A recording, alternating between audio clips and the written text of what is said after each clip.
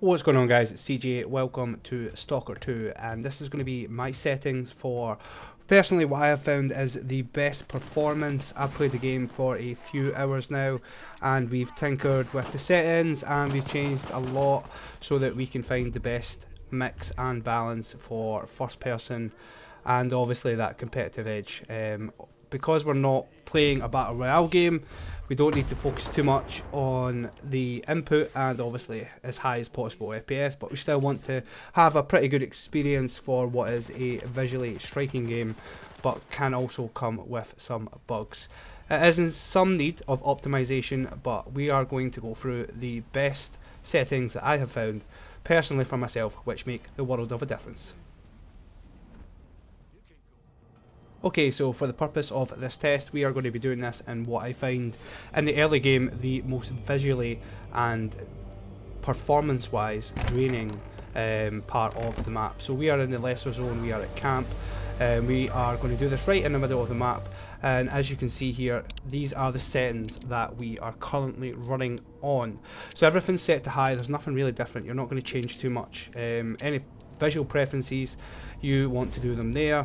There is what we're running on. Obviously field of view is sitting at default at 90. You don't want a low field of view because then you're just not really going to be able to see very much at all. If you turn on the NVIDIA, if you are using NVIDIA Reflex low latency setting, then it doesn't really make too much of a difference. I mean, you can see a slight input latency delay. It does make a bit of a difference, but there's nothing drastic there. So into the graphics, as I said, everything's going to be on high. The only thing that I've turned off here is motion blur, because motion blur for me is horrible, especially when I'm playing this game. It just gives you that sickness feeling. What we are going to be changing here is we're going to make sure that we are on FSR, or you can obviously scroll along to DLSS if you have that.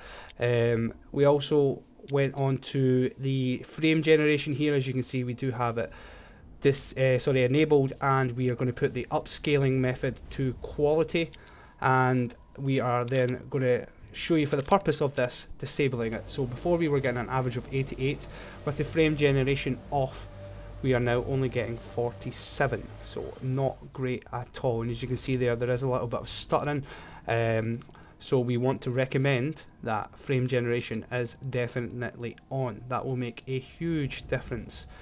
If you then want to fiddle about with some of the other settings here, shadow quality, you don't really need it on. It's going to make a bit of a difference, give you a couple extra FPS, frames per second, and then yeah, you're just really going to need to fiddle about with them. The ones that really don't matter, you're going to find that out yourself, and then just tinker about with it and get your best settings. But those are the only three things that we're really changing there.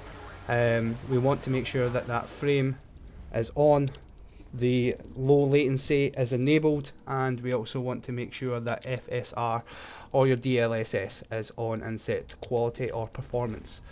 So there we go, there are the settings that we are using. As you can see here, with motion blur on, it's pretty horrible. You can just tell with the camera, you get that sway and it just makes you feel sick. So totally your own preference, but that is the settings that we are currently running on early game, and they seem to be working for us.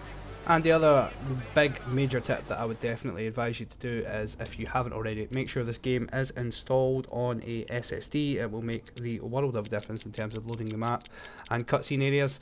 And it kind of goes without saying that all big AAA kind of games right now are, obviously, you need your SSD for that. They are pretty much pivotal now. That's all for this video, guys. If you've enjoyed it and if it's helped you, let us know in the comments below, leave a thumbs up and subscribe to the channel. Till next time.